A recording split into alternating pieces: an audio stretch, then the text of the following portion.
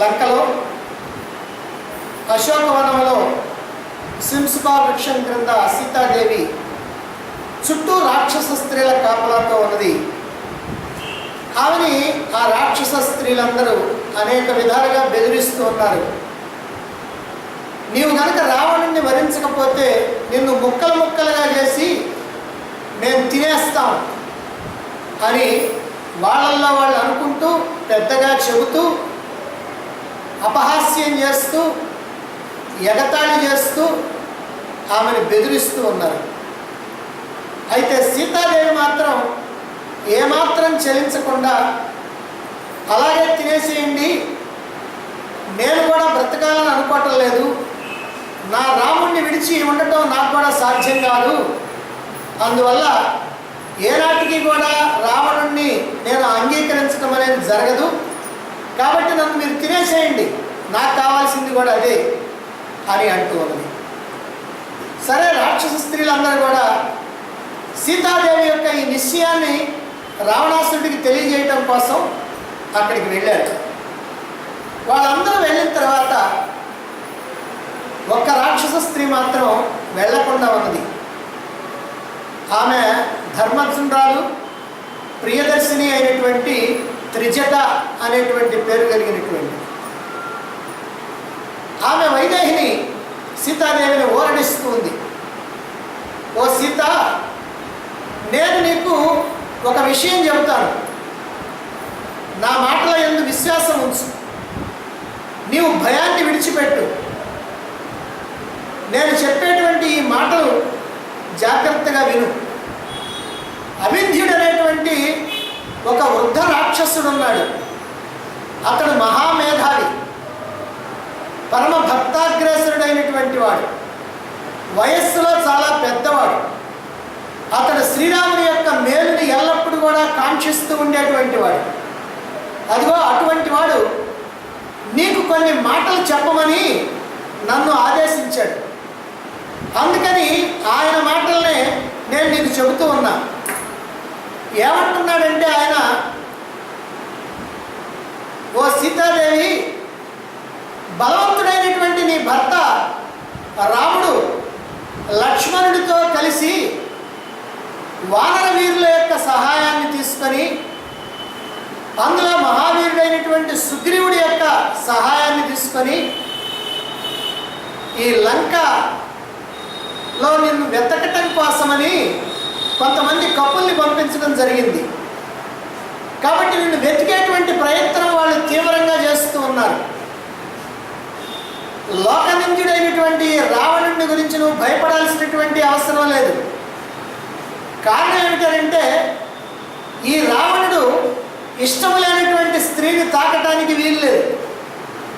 అలా కనుక తాకితే అతడు తల పగిలి చచ్చిపోతాడు. ఈ విధంగా నలకుబరుడు యొక్క శాపం ఉంది. కారణం ఏమిటంటే నలకుబరుడు కుబేరుడి యొక్క కుమారుడు, అందువల్ల రావణుడికి కూడా కుమారుడే అవుతాడు. ఆ నలకుబరుడి యొక్క ప్రేయసి నలకుబరుడి దగ్గరికి వెళుతూ రంభ ఈ రావణుడి కంటపడితే కోడలని కూడా చూడకుండా దౌర్జన్యం చేశాడు. అందుకని నలకుబరుడి శాపం పెట్టాడు. ఇష్టం లేనటువంటి ఇంటిని కనుక తాకితే నీ తల 1000 వరక్కలు అయిపోతుంది అని ఒక శాపం ఉంది. ఈ శాపం కారణంగా రావణుడికి నువ్వు భయపడాల్సినటువంటి పని లేదు. నీ ఇష్టం లేకుండా అతడు ఏమి కూడా చేయలేడు, నిన్ను తాకలేడు. అందువల్ల నువ్వు భయపడాల్సినటువంటి పని లేదు. మరి సుగ్రీవుని చేత రక్షించబడుతూ లక్ష్మణ సహితుడైనటువంటి ధీమంతుడైన నీ భర్త శ్రీరాముడు త్వరలోనే ఇక్కడికి వస్తాడు, నిన్ను ఈ చెర నుంచి విడిపిస్తాడు అని చెప్పడం జరిగింది. పౌలస్య వంశఘాతకుడు దుర్బుద్ధి అయినటువంటి రావణుని యొక్క వినాశనాన్ని,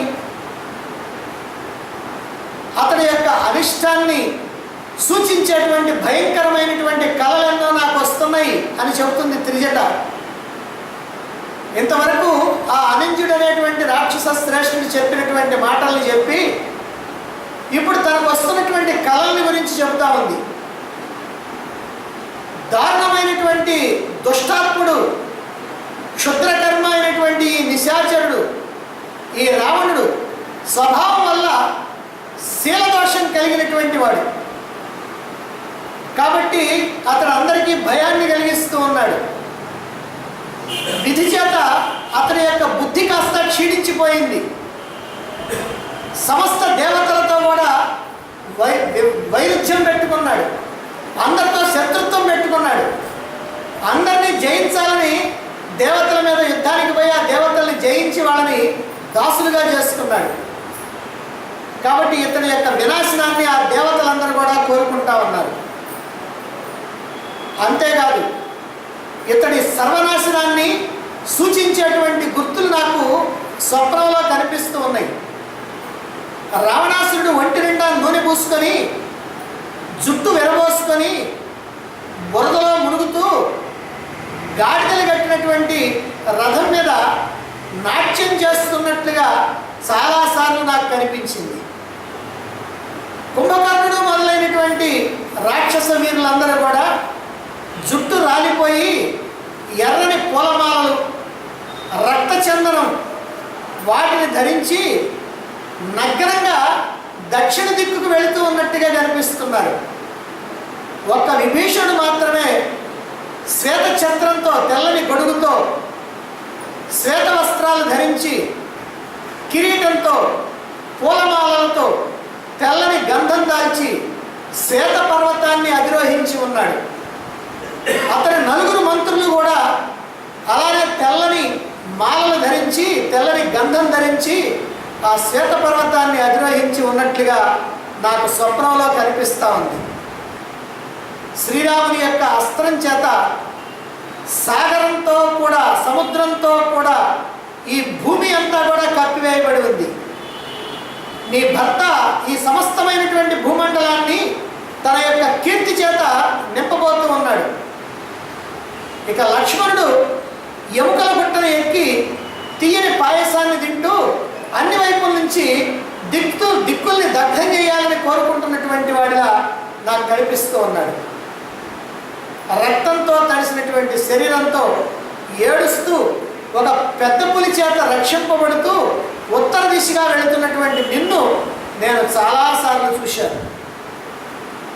ఓ సీతాదేవి, శీఘ్రంగా నీవు నీ భర్తను కలుసుకొని సంతోషంగా ఉండేటువంటి రోజు చాలా దగ్గరలోనే ఉంది కనుక నీవు తమ్ముడితో కూడినటువంటి రాఘవుణ్ణి కలుసుకుంటావు అని అనేక విధాలుగా సీతని ఓదారుస్తూ తనకు వచ్చినటువంటి స్వప్నాన్ని వివరించి చెప్పింది ఈ త్రిజట. ఆమె మాటలతో సీతాదేవి తిరిగి నేను భర్తని కలుసుకోగలను అనేటువంటి ధైర్యము, ఆశ కలిగింది. ఆ విధంగా అక్కడ కాలం గడుస్తూ ఉంటే ఇక ఒక రోజున రావణుడు ఈ లంకలో అశోకవనంలో ఈ సీతాదేవి దగ్గరికి వచ్చాడు.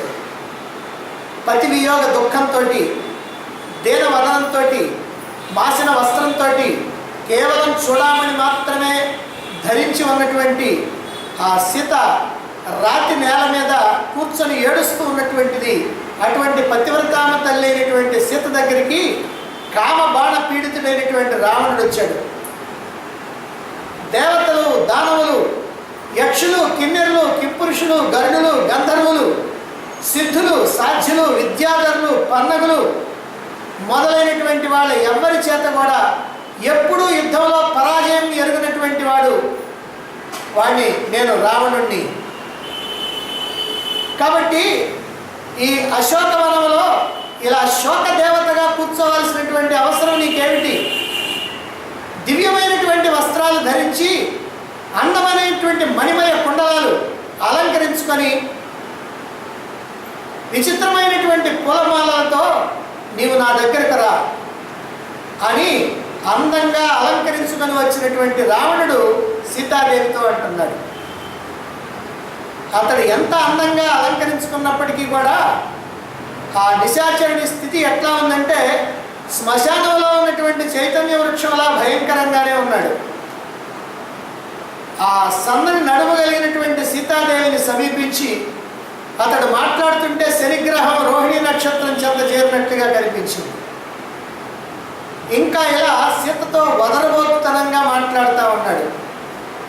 ఓ సీత, ఇంతవరకు నీ భర్త మీద నువ్వు చూపించినటువంటి అనురాగం ఏదైతే ఉందో అది బాగా చాలా ఉంది. ఆ విషయం నాకు తెలుసు. కాబట్టి ఇక అది వదిలేసి చక్కగా అలంకరించుకొని నీవు నా మీద దయచూపు. అతి విలువైనటువంటి వస్త్రాభరణాలను ధరించు. నాకున్నటువంటి స్త్రీలందరిలో కూడా నువ్వు శ్రేష్ఠురాలివి. నేను ఎవరినైనా సరే అలా చూశాను అంటే వాళ్ళందరూ కూడా నా మీద మోజుతో నా దగ్గరికి వచ్చేస్తూ ఉంటారు. ఆ విధంగా అనేక వందల మంది నాకు భార్యలుగా ఉన్నారు. కాబట్టి వాళ్ళందరి మీద కూడా నువ్వు పెత్తనం చెలాయించవచ్చు. వాళ్ళందరినీ కూడా నీ దాసీలుగా చేస్తాను. నీవు గొప్ప అందగత్తెవి. నా దగ్గర దేవకన్యలు, గంధర్వ స్త్రీలు, దానవ కన్యలు, దైత్య స్త్రీలు అనేక మంది ఉన్నారు. 14,000 మంది పిశాచాలు నా ఆజ్ఞను పాటిస్తూ ఉంటారు. నరభక్షకులైనటువంటి వాళ్ళు, భయంకరమైనటువంటి పనులు చేసేటువంటి రాక్షసులు అంతగా రెట్టింపు ఉన్నారు. అంతకంటే 3 రెట్లు నా ఆజ్ఞని పాటిస్తూ ఉండేటువంటి వాళ్ళు ఉన్నారు. కొద్దిమంది మాత్రమే నా సోదరుడు ధనాధిపతి అయినటువంటి ఆ కుబేరుణ్ణి ఆశ్రయించుకొని ఉన్నారు. మధుపానం చేసేటువంటి నన్ను గంధర్వులు, అప్సరసలు సదా నా అన్నగారిని సేవించినట్లే నన్ను సేవిస్తూ ఉంటారు. నేను కూడా బ్రహ్మర్షి అయినటువంటి విశ్రావసు యొక్క కుమారుణ్ణి, పులస్య బ్రహ్మ వంశజుణ్ణి. 4 లోకపాలకులు ఎలా ఉన్నారో నేను 5వ లోకపాలకుడిని. లోకపాలకులు అంటే ఇంద్రుడు, యముడు, వరుణుడు, కుబేరుడు. ఆ 4 లోకపాలకులు ఎట్లాగనో నేను 5వ లోకపాలకుడిని. నా కీర్తి జగత్ప్రసిద్ధమైనటువంటిది కనుక దివ్యమైనటువంటి భక్ష్య భోజ్యాలు, వివిధమైనటువంటి పానీయాలు ఇంద్రునికి ఎలాగా నా దగ్గర ఉన్నాయి, వాటన్నింటినీ కూడా హాయిగా నువ్వు స్వీకరించు. వనవాసం చేయటం వల్ల కలిగేటువంటి కష్టాలు ఏవైతే ఉన్నాయో వాటన్నింటినీ తొలగించుకో. నా పట్టపురాణి మండోదరి, ఆమె ఎట్లా అయితే నాకు భార్య అయిందో నీవు కూడా ఆ రకంగా భార్యగా అని అనేక విధాలుగా సీతాదేవికి కష్టం కలిగించేటట్టుగా మాట్లాడుతూ ఉన్నాడు. అప్పుడు సీత ముఖం పక్కకి తిప్పుకొని ఒక గడ్డి పరకని ఆ రావణుడికి తనకి మధ్యలో ఉంచి అప్పుడు మాట్లాడుతూ ఉంది. ఇలా గడ్డి పరకని ఉంచడంలో ఉద్దేశం ఏమిటంటే, నీవు చాలా గొప్పవాడిని అని చెప్పుకున్నావు, నాకు గడ్డి పరకతో సమానం నువ్వు అనేటువంటి భావన. ఈ మాట అనదు, కానీ అక్కడ గడ్డి పరక ఉంచడంలో ఉద్దేశం అది. ఆ రాక్షసుడితో ఇలా అంటున్నది, ఓ రాక్షసేశ్వరా, నీవు చాలాసార్లు ఇలాంటి వదలబోతు మాటలు చెప్పావు. నోటికి వచ్చినట్లల్లా ప్రేలుతూనే ఉన్నావు. నాకు దుఃఖాన్ని కలిగించేటువంటి మాటలే నువ్వు మాట్లాడుతూ ఉన్నావు. అభాగ్యురాలైనటువంటి నేను నీకు ఈ మాటలన్నీ కూడా వినాల్సి వస్తూ ఉన్నది అని అతన్ని తృణప్రాయంగా గడ్డి పరకతో సమానంగా మాట్లాడింది. అప్పుడు మళ్ళీ రావణుడు అంటున్నాడు, నీ మనసు మార్చుకో, నువ్వు ఎలాగైనా సరే నా దానివి కావాలి. అలాగన కాకపోతే ఈ లంకా నగరంలో ప్రవేశించడం నీ భర్తకి సాధ్యమయ్యేటువంటి పని కాదు. కారణం ఏమిటంటే చుట్టూ కూడా 100 యోజనాల సముద్రం ఉంది. ఎక్కడా కాలినడకన రావడానికి వీల్లేదు. ఈ లంకా నగరానికి వచ్చినప్పటికీ లంకలో ప్రవేశించడం అసాధ్యం. కారణం ఏమిటంటే చుట్టూ కూడా చాలా లోతైనటువంటి అగడతలు ఉన్నాయి. ఆ అగడతల్లో చాలా నీరు, ఆ నీటిలో భయంకరమైనటువంటి మొసళ్ళు. కాబట్టి ఎవ్వరు కూడా లోపలికి అడుగు పెడతానికి వీల్లేదు. కనుక ఎందుకు నీవు ఇంకా అనవసరమైనటువంటి ఆశలు పెట్టుకుంటా ఉన్నావు? ఏనాటికి కూడా నీ భర్త ఇక్కడికి రావటం కానీ నిన్ను విడిపించుకొని వెళ్ళటం కానీ అస్సలు జరిగేటువంటి పనే కాదు అన్నాడు. అప్పుడు మళ్ళీ సీతాదేవి అంటా ఉంది, నేను పరుల యొక్క భార్యని, మహాపతివ్రతని, పైగా దీనురాలిని, మానవ కాంతని, అటువంటి నన్ను ఈ రకంగా మాట్లాడుతూ నీకు ధర్మమా? నీ తండ్రి బ్రాహ్మణుడు, నీవు బ్రహ్మవంశ సంజాతుడివి, అయినప్పటికీ కూడా నువ్వు ఇలా అధర్మంగా అన్యాయంగా మాట్లాడటం బాగాలేదు. లోకపాలుడితో సమానుండని నువ్వు చెప్పుకుంటా ఉన్నావు, మహేశ్వరుడి యొక్క సఖుడిని అంటున్నావు, ధనేశ్వరుడైనటువంటి కుబేరుడి యొక్క సోదరుణ్ణి అని చెప్పుకుంటున్నావు. అటువంటి నీవు పరుల భార్యని దొంగతనంగా ఎత్తుకొని రావడానికి సిగ్గుపడతాం లేదా అని సీతాదేవి తన యొక్క ముఖాన్ని పవటి చెరువుతో కప్పుకొని అతడికి కనపడకుండా అవతల వైపుకి తిరిగింది. ఇక ఇప్పుడు రావణుడు చేసేది లేక, ఓ సీత, మన్మధుడు నా అవయవాలన్నింటినీ కూడా మిక్కిలిగా పిండేస్తా ఉన్నాడు, కానీ కోరిక లేనటువంటి నిన్ను నేను పొందను. మాకు ఆహారంగా అయ్యేటువంటి మానవుడైనటువంటి రాముణ్ణే ఇప్పటికీ నువ్వు ప్రేమిస్తూ ఉన్నావు, నేను ఏమి చేయగలుగుతాను అని ఆ రాక్షస రాజు అక్కడి నుంచి అంతర్ధానం అయిపోయాడు. ఇక్కడ ఇలా జరుగుతూ ఉంటే ఇక సీతాన్వేషణ కార్యక్రమం అనేటువంటిది అక్కడ కిష్కింధా నగరంలో సుగ్రీవుడు పథకాన్ని రచిస్తూ ఉన్నాడు. 4 మాసాలు పూర్తి కావడంతో సుగ్రీవుడు మాల్యవంతం మీద ఉన్నటువంటి రామలక్ష్మణుల దగ్గరికి వెళ్ళాడు. ఆకాశం నిర్మలంగా ఉంది, వర్షాకాలం పూర్తిగా తగ్గిపోయింది. మరి ఇటువంటి ప్రశాంతమైనటువంటి వాతావరణంలో సీతాన్వేషణ కార్యక్రమం జరిపించాలి అని అనుకున్నాడు. అందుకనే నలుదిక్కులకి కూడా తన యొక్క సేనల్లో ముఖ్యమైనటువంటి వాళ్ళని రమ్మని చెప్పి ఇంతకు ముందే ఒక 4 రోజుల ముందే కబురు పంపించాడు. అంటే భూమండలంలో 4 దిక్కుల్లోనూ సుగ్రీవుడి యొక్క సేనలు, వానర సేనలు, ఈ భల్లూక సేనలు ఉన్నాయి. వాళ్ళందరికీ కూడా కబురు పంపించాడు. కబురు అందుకున్నటువంటి వానరులంతా కూడా వేల కొద్దీ, లక్షల కొద్దీ అలా ఒక్కొక్క వైపు నుంచి వస్తూ ఉన్నారు.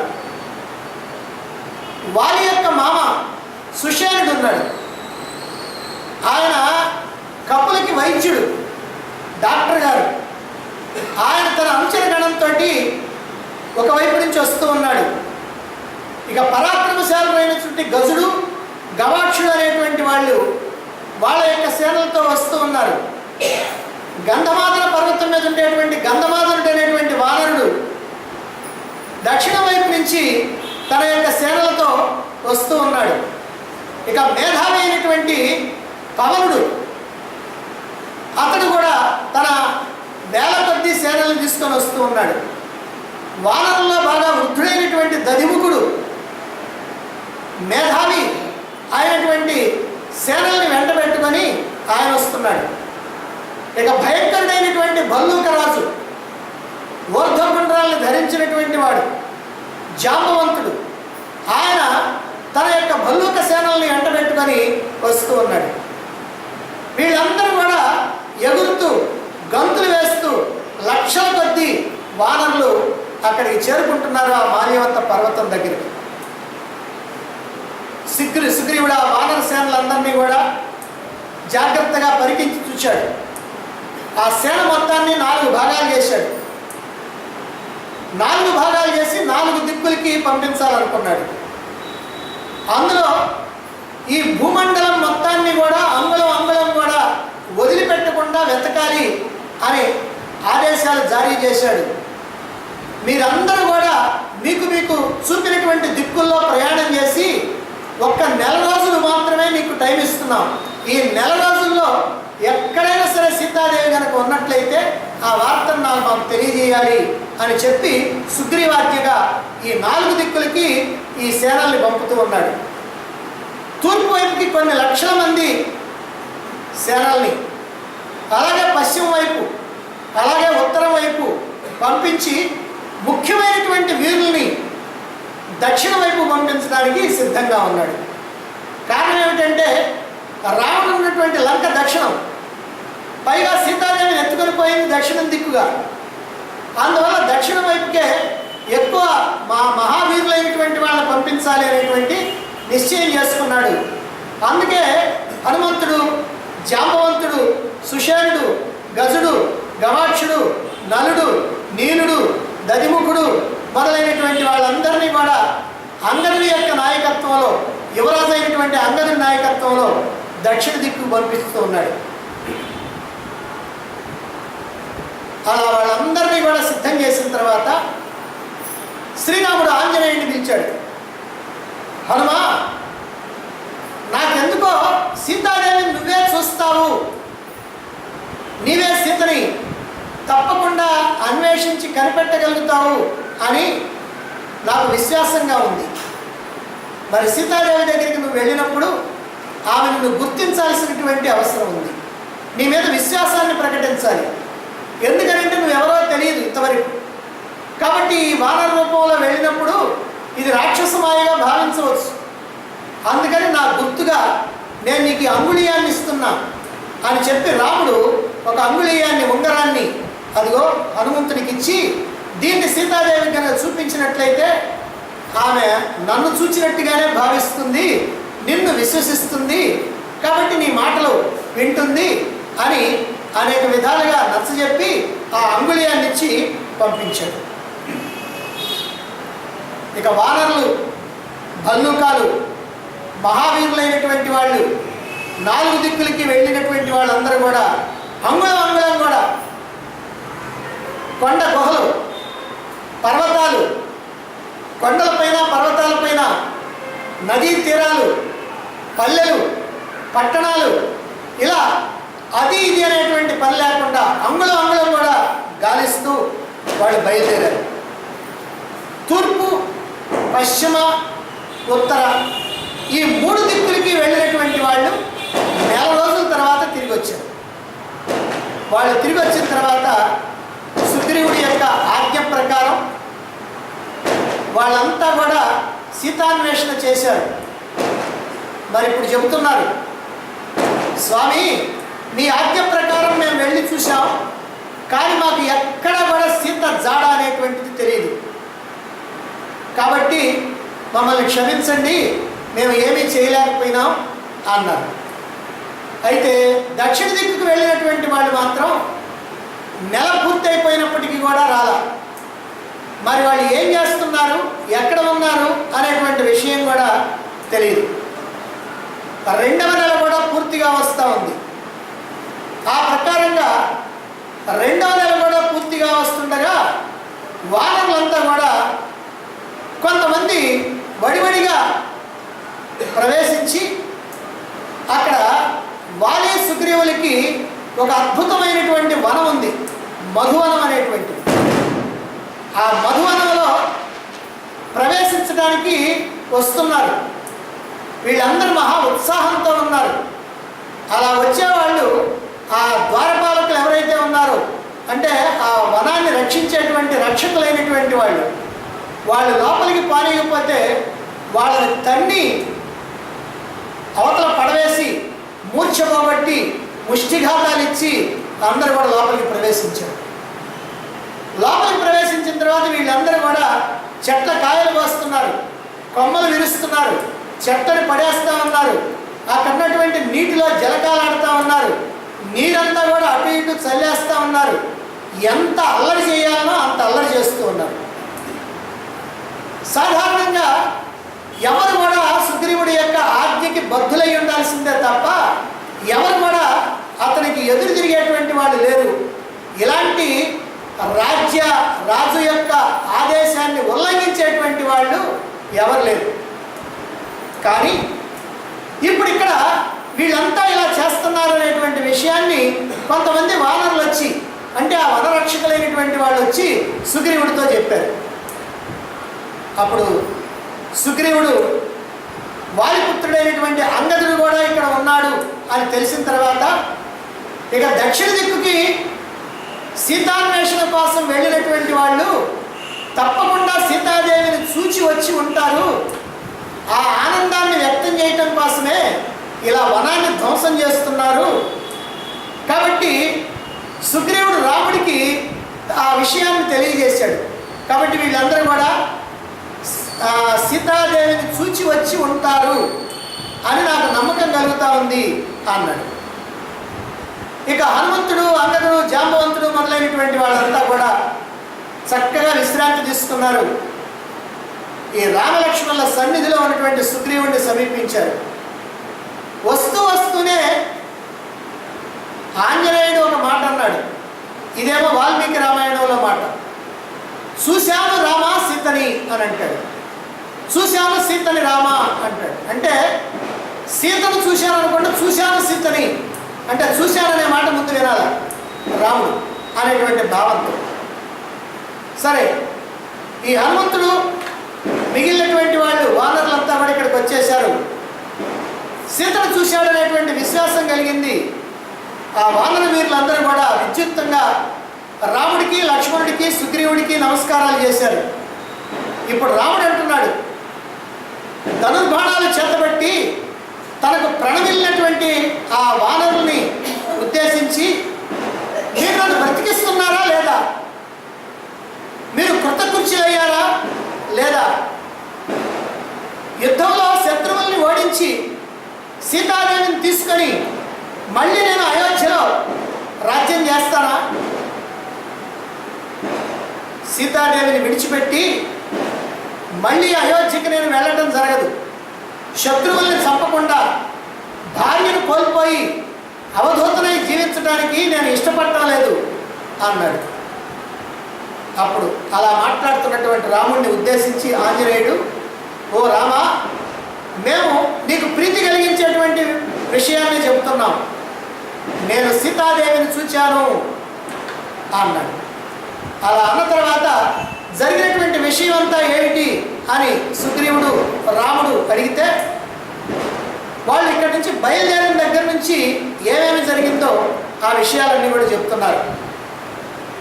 మేము కొండలు, అరణ్యాలు, గనులు, నదులు ఇవన్నీ కూడా వెతుక్కుంటూ దక్షిణానికి వెళ్ళాం.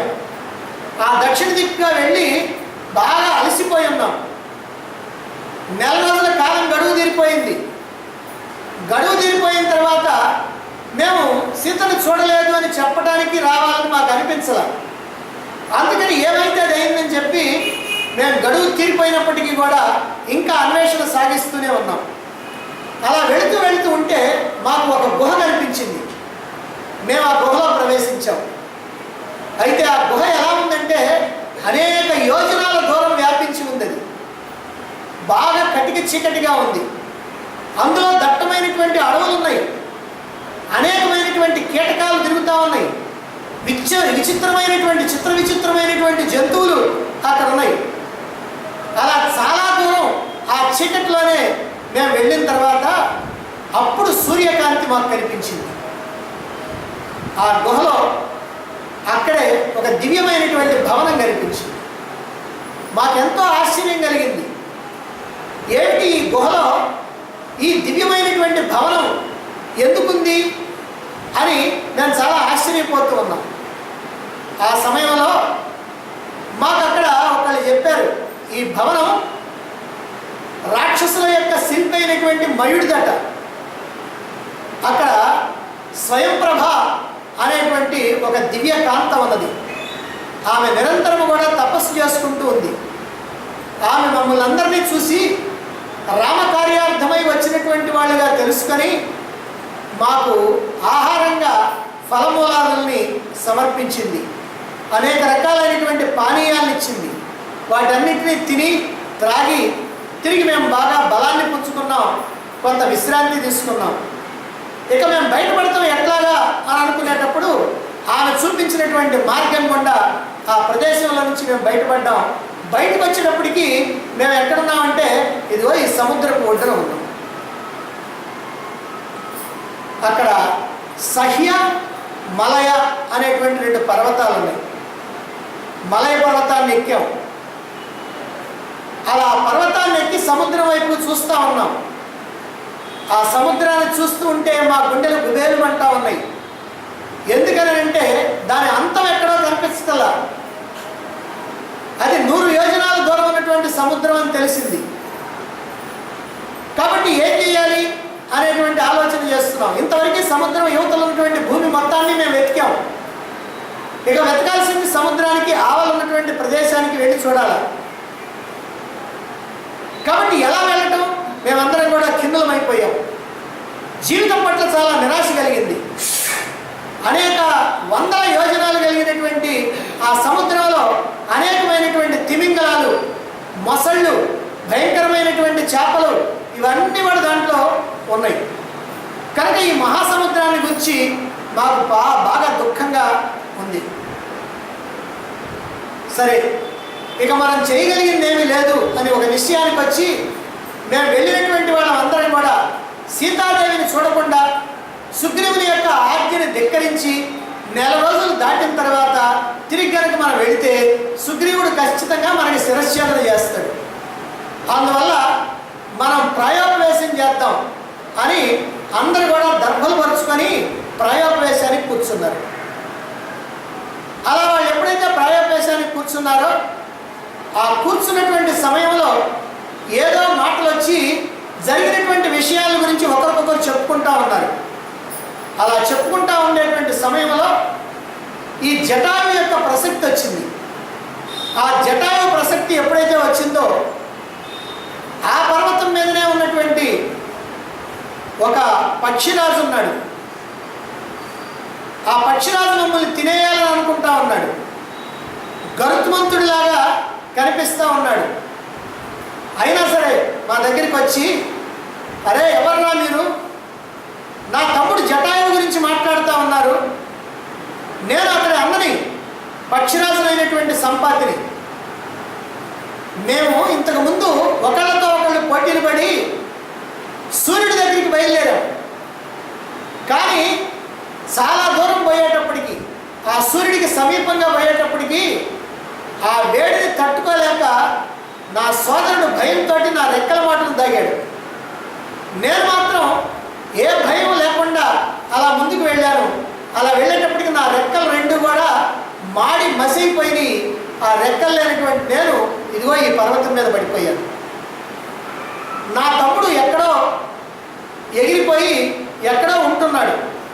ఆ రోజు నుంచి ఈ రోజు వరకు నా తమ్ముడి గురించినటువంటి విషయం నాకేమీ తెలియదు. అతడికి మాత్రం రెక్కలు కాలిపోలా. కాబట్టి ఇంతకాలం నుంచి అతను ఎక్కడున్నాడు అనేటువంటి విషయం తెలియక ఈ కొండ మీద నుంచి నేను మళ్ళీ రావడానికి, ఎక్కడికన్నా వెళ్ళడానికి నాకు రెక్కలు లేకపోవటం వల్ల నేను ఇక్కడే పడి నా తమ్ముడి గురించి తలుచుకుని దుఃఖిస్తా ఉన్నా. అలా చెబుతూ నా తమ్ముడు ఎక్కడున్నాడో ఏమిటో మీరు అతని గురించి మాట్లాడుకుంటున్నారు కాబట్టి నాకు చెప్పండి అన్నాడు. అప్పుడు వాళ్ళు తమకు తెలిసినటువంటి విషయాలన్నీ కూడా చెప్పారు. దశరథ మహారాజు కుమారుడైనటువంటి శ్రీరాముడు అరణ్యవాసం చేస్తూ అరణ్యాలకు వస్తే అక్కడ రావణుడు ఆ రాముడి భార్య సీతాదేవిని అపహరించి తీసుకొని వెళ్ళాడు. అతడు లంకలోనే ఆ సీతాదేవిని ఉంచి ఉండాలి అని అనుకొని మేమందరం కూడా ఈ దక్షిణ దిక్కుగా వచ్చాం. కానీ ఇక్కడ సముద్రాన్ని చూసి మేము భయపడి కూర్చున్నాం. అయితే ఈ సీతాన్వేషణ చేస్తూ వస్తున్నటువంటి రామలక్ష్మణులకి మీ సోదరుడైనటువంటి జటాయువు కనిపించాడు. ఈ జటాయువు సీతాదేవి కోసం రావణుడితో పోరాడి తన రెక్కల్ని ఖండింపజేసుకొని పడిపోయాడు, ఆ తర్వాత చనిపోయాడు అని జరిగినటువంటి విషయం మొత్తాన్ని కూడా చెప్పడం జరిగింది. అప్పుడు ఆ అప్రియమైనటువంటి వార్తని, అంటే తమ్ముడి యొక్క మరణాన్ని గురించి విని ఆ సంపాతికి మనసంతా కూడా విషాదంతో నిండిపోయింది. అతను మళ్ళీ ఇలా అడుగుతున్నాడు, ఓ వానర శ్రేష్ఠులారా, ఆ రాముడెవరు, ఆ సీత ఎలా ఉంటుంది, ఆ జటాయువు ఎలా చనిపోయాడు, ఇదంతా వినాలి అని అంటే ఈ విషయం మొత్తాన్ని వివరంగా చెప్పారు. చెప్పి ఇప్పుడు ఆ సీతను వెతకడం కోసం వచ్చిన మేము ప్రాయోభ్యాసం చేయడానికి కూర్చున్నాం అని చెబితే అప్పుడు సంపాతి అంటున్నాడు, రావణుడు నాకు తెలుసు, లంక కూడా నాకు తెలుసు, నేను ఎన్నోసార్లు పోయొచ్చాను.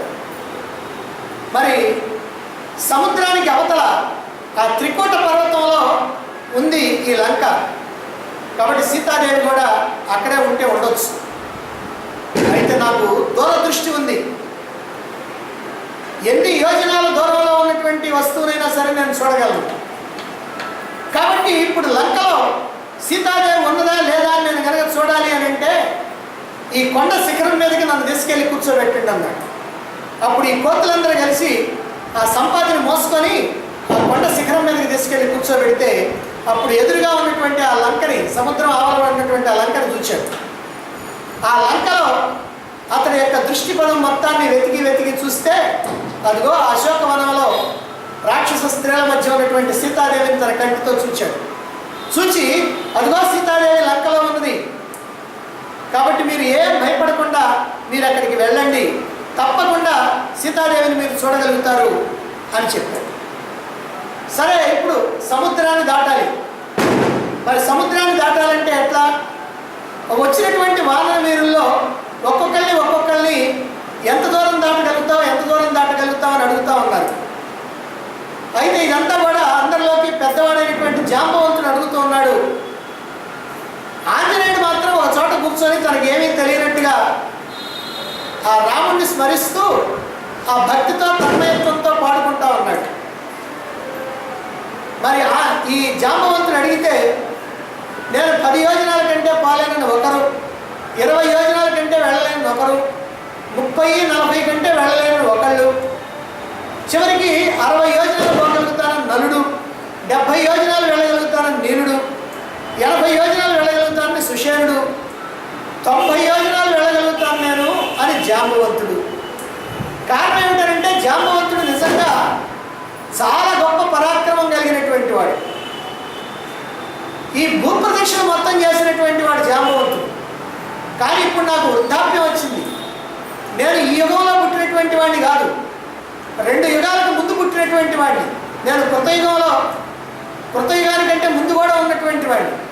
అందువల్ల ఈ వృద్ధాప్యం కారణంగా నేను అంత దూరం వెళ్ళలేను అని సరే అందరికీ నాయకుడిగా వచ్చినటువంటి అంగదుడిని అడిగారు.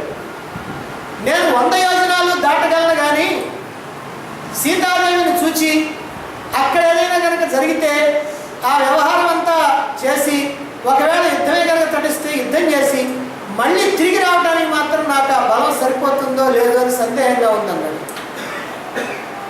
వీళ్ళందరూ ఇలా మాట్లాడుకున్న తర్వాత జాంబవంతుడు అంటున్నాడు, అదిగో హనుమంతుడు అక్కడ దూరంగా కూర్చొని ఉన్నాడు, అతనికి తన బలం ఏమిటో తనకి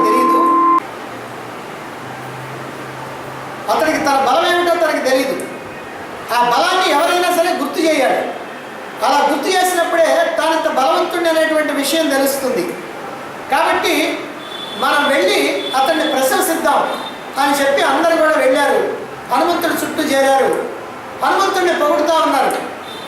నీవు బలంలో దేవేంద్రుడితో సమానం, వేగంలో వాయుదేవుడితో సమానం, నీతో సమానమైనటువంటి వాళ్ళు ఈ భూమండలంలో ఎవరు లేరు, సకల దేవతలు కూడా నీ యొక్క ధాటికి నిలవలేరు, నువ్వు అంతటి వాడివి ఇంతటి వాడివి అని చెప్పిన తర్వాత అప్పుడు ఆంజనేయుడు తన యొక్క బలాన్ని తాను తెలుసుకుంటాడు. అలా తెలుసుకున్న తర్వాత నీవే ఇప్పుడు ఈ సముద్రాన్ని లంఘించి లంకకి వెళ్ళి సీతాదేవిని అన్వేషించి తిరిగి రావాల్సినటువంటి అవసరం ఉంది. నువ్వు తప్ప ఈ పని చేయగలిగినటువంటి వాడు మాలో ఎవరు లేరు, కాబట్టి నువ్వే వెళ్ళాలి అని జాంబవంతుడు ప్రోత్సహించాడు. అలా చెప్పేటప్పటికీ అందరూ కూడా ఆంజనేయుడిని ప్రశంసించేటప్పటికీ హనుమంతుడు బాగా ఉప్పొంగిపోయాడు, శరీరం అంతా ఉప్పొంగిపోయింది. మహేంద్రగిరి పర్వతం మీదకి ఎక్కాడు. ఆ పర్వత శిఖరం మీదకి వెళ్ళి శరీరాన్ని దీర్ఘంగా పెంచాడు. ఎడమ మోకాల్ని వంచి